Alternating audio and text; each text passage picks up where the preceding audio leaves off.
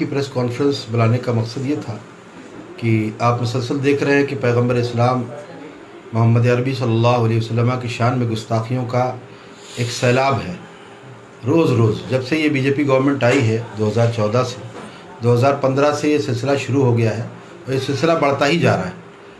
और मुसलमान जितना खामोश होकर सब्र करके बैठता है, उसके बाद एक हमले होते हैं। गुस्ताखियों की लाइन एक लगी हुई है। तो हमें उस गुस्ताखियों को रोकना है, क्योंकि हमारे आका सल्लल्लाहु अलैहि वसल्लम ने हमेशा अमन का दर्स दिया है। और जो लोग इस तरह की बातों को फैलाते हैं वो गलत मैसेज देते हैं। इसके लिए हमारे पास उलमा मौजूद हैं जो डिबेट भी करने के लिए तैयार हैं हर तरह से। लेकिन जो गुस्ताखियाँ की जाती हैं, इतने भद्दे जुमले कहे जाते हैं, अल्लाह ताला की शान में ऐसा जुमला कहना माज़अल्लाह बहुत शदीद। अभी नित्यानंद ये नरसिंहानंद ने जो गुस्ताखी की और पैगंबर इस्लाम सल्लल्लाहु अलैहि वसल्लम की शान में जो गुस्ताखी की, ये नहायत ही नाकाबिल बर्दाश्त है। अब मुसलमानों का पैमाना जो है वो सब्र से लबरेज़ हो चुका है। अब हम बर्दाश्त नहीं कर सकते। इसलिए आज एक हमने मीटिंग बुलाई थी नेशनल लेवल पर, जिसमें मुल्क के उलमा थे बहुत से, और साथ साथ दरगाहों के सज्जादगान मौजूद थे, और सब ने वहाँ पर माहिरीन क़ानून मौजूद थे।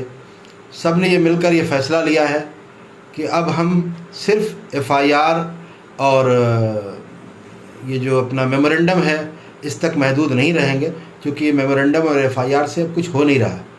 क्योंकि पूरा प्रोटेक्शन दिया हुआ है, पूरा उसको सेफ्टी दी गई है और उसको गिरफ़्तार नहीं किया जा रहा है, सिर्फ टहलाया जा रहा है, आश्वासन दिए जा रहे हैं। तो हर जगह बस आश्वासन पे ही काम चल रहा है। अभी 3 दिन पहले बरेली शरीफ में एक बहुत बड़ा, चूँकि सुन्नियों का सबसे बड़ा मरकज़ है बरेली, तो वहाँ पर एक प्रोटेस्ट हुआ था। वहाँ पर भी SP साहब आए और उन्होंने यही कहा कि साहब हम आश्वासन देते हैं कि FIR होगी। FIR पहली बात तो होती नहीं है, और जो हो जाती है उन पर कार्रवाई नहीं होती है, अरेस्ट वारंट जारी नहीं होते हैं। तो वो जारी होने चाहिए, उसको अरेस्ट करना चाहिए और एक लंबी सज़ा दी जानी चाहिए। ये लोग गुस्ताखी इसलिए करते हैं क्योंकि 3 साल से ज़्यादा सज़ा इनको लगता है हमें नहीं मिलेगी, और ज़्यादातर बाहर से ही बेल हो जाती है, पुलिस स्टेशन से ही बेल हो जाती है, या कोई लोकल मजिस्ट्रेट बेल दे देता है। इस वजह से वो चाहते हैं कि अब हम करते रहेंगे गुस्ताखी, कोई फ़र्क नहीं पड़ने वाला हमारे ऊपर। तो ऐसी सूरत में अब हमने ये तय कर लिया है, आज हमारा जो पूरा एक बहुत बड़ा मजमा था और सब ने ये पूरा फाइनली डिसाइड किया है कि हम अपने नबी की इज़्ज़त व अज़मत के लिए अब हर कुर्बानी देने को तैयार हैं। इसके लिए हमने फ़ैसला लिया है कि 21 मार्च 21 रमज़ानुल मुबारक को हम इस मुबारक दिन में अपने नबी की इज़्ज़त को महफूज करने के लिए और उनके गुस्ताखों को सज़ा दिलाने के लिए, हम किसी एक गुस्ताख की बात नहीं कर रहे हैं, बल्कि एक बड़ी तादाद है गुस्ताखियों की। मैं आपको दिखाऊं, ये आप देखें लिस्ट है, ये जो बाकायदा स्पॉन्सर किए जा रहे हैं ये लोग, ये आप देखें, ये गुस्ताख है कॉलोनल RSN सिंह। इसके बाद ये देखें, ये लाइन लगा के ये सब गुस्ताख हैं। तो हमें ये सब सलाखों के पीछे चाहिए, या ये सलाखों के पीछे होंगे या तो हम नहीं रहेंगे, क्योंकि हमारे सरों पे जो गर्दनें हैं वो हमारे नबी की अज़मत के लिए हैं।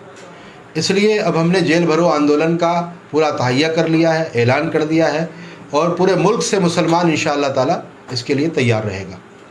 कहा जाता है देश जो है आस्था पे चलता है, और आस्था पे जो है गाय को जो है के ऊपर कानून है।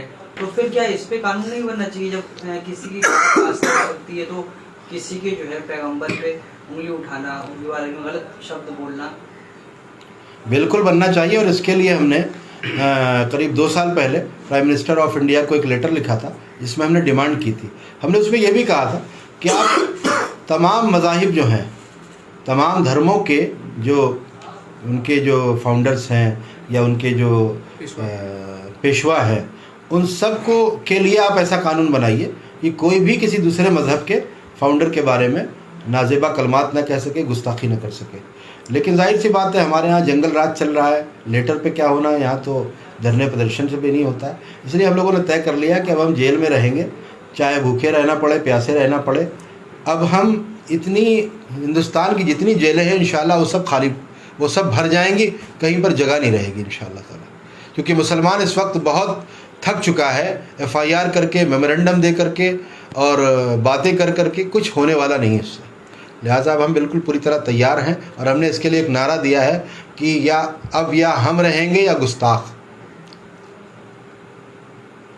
اچھا، آپ کی اس پالیسی جو آپ نے جو ہے گرفتاری کی پالیسی بنائی ہے، تو کون کون لوگ اور کون کون آرگنائزیشن آپ کا ساتھ دے رہی ہیں؟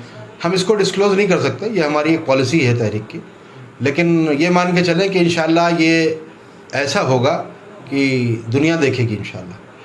دنیا کو یہ سمجھ میں آ جائے گا کہ مسلمان اپنے نبی سے کیسی محبت کرتا ہے. یہ ہم کر کے دکھائیں گے، کیونکہ ہم تو کہتے ہیں نا، بتلا دو گستاخ نبی کو غیرت مسلم زندہ ہے، ان پر مر مٹنے کا جذبہ کل بھی تھا اور آج بھی ہے. اور ہم ایک بات اور کہتے ہیں کہ جو جان مانگو تو جان دیں گے، جو مال مانگو تو مال دیں گے، مگر یہ ہم سے نہ ہو سکے گا، نبی کا جاہ و جلال دیں گے.